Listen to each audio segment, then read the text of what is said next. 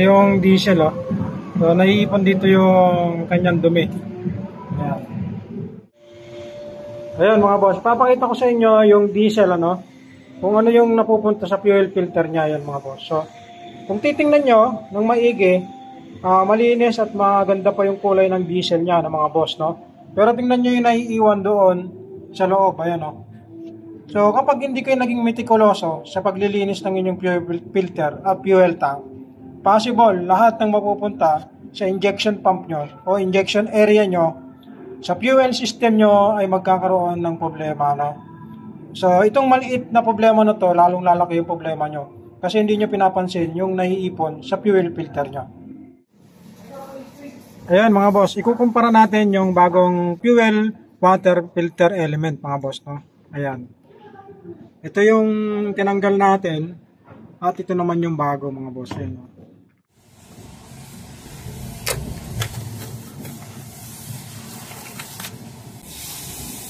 Ngayon mga boss, ilalagay natin itong fuel water filter element mga boss. Ilalagay natin.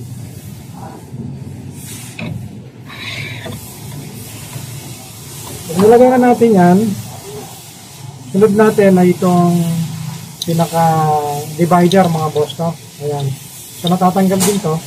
Sabit nyo lang. Kasi nililinis to mga boss, no? Tapos yung mapapansin kayo rito, meron tong bulitas. Ayan, no? Meron siyang bulitas dito. Lalagay nyo lang yan sa loob. Tapos meron siyang o-ring o shop seal mga boss, no? Ito po ay special. Kapag magpapagawa o nasiraan kayo ng ganito, magpapagawa kayo, hahanapin nyo to, no? Special po to, hindi po nabibili basta-basta to. Pinapagawa ko po to, ano? Pinapagawa ko po yan. So ang tamang pagkakabit nito, kung mapapansin nyo dito sa may loob, halos itong labi na to, ayan, sakto yan doon sa ano, sa musok, no, sa butas. Yan dapat yung paglalagay nito is ganito dapat. Yan. So dapat yung labi is nasa ibabaw dito para pag pinasok nyo, sakto doon sa loob, no. Yan. So ganyan lang po yung paglalagay, no. Susunod naman yan, itong pinaka plastic glass nya mga boss, no. Ito yung pinaka-social. So, dito naman po sa ilalim. Kaya lang, tandaan nyo, lagi itong meron o-ring. Tapos ito, sinusuot ko dito sa ilalim. Tapos, meron itong yabe na may tornilyo ito na size 10, no? Yan. Dito, paglalagay nito mga boss, meron itong guide sa may loob. Pag mapapansin nyo, dapat yung o-ring, i-eksakto nyo dapat doon sa loob. Yan. Eksakto nyo dapat yan doon sa loob. So, kung makikita nyo, fit na siya. Maghihigpit lang tayo ng tornilyo. Yan.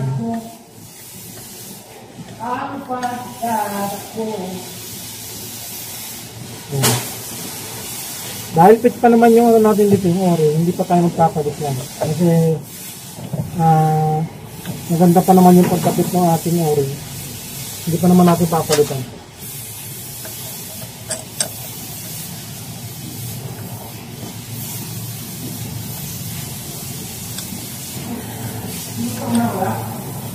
Hindi na ilagay ha?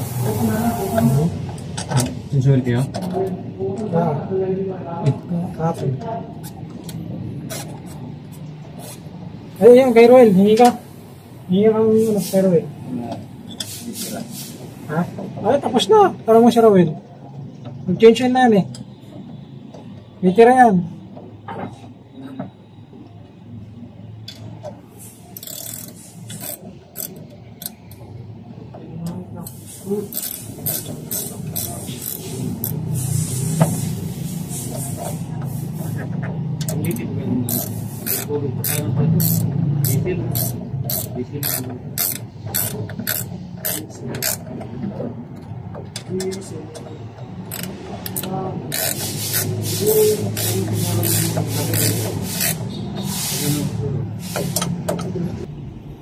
Ayan mga boss, tapos na natin. Makikita nyo rito sa fuel water glass natin.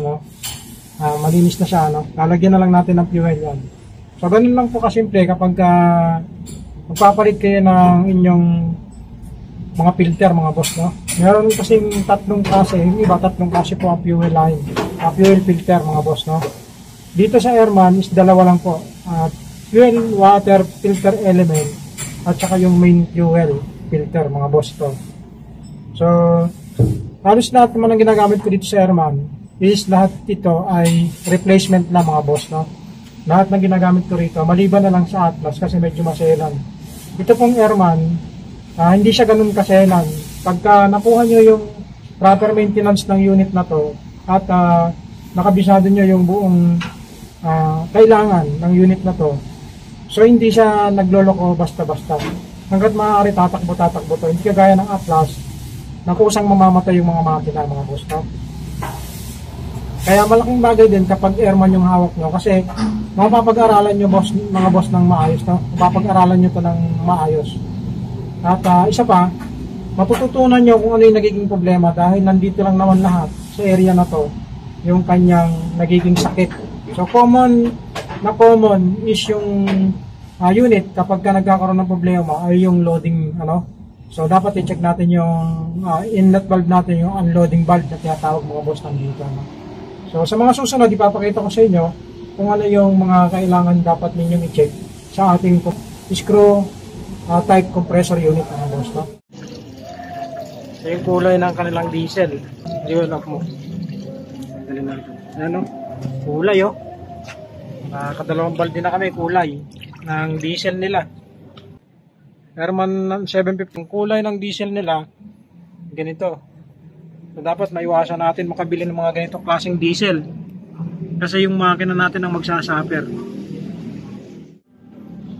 Kapag palagi pong madumi yung diesel natin na mabibili at ganyan ang kulay, ito pong area na to, itong injection area na to, yung fuel injection na yan po yung maapektuhan.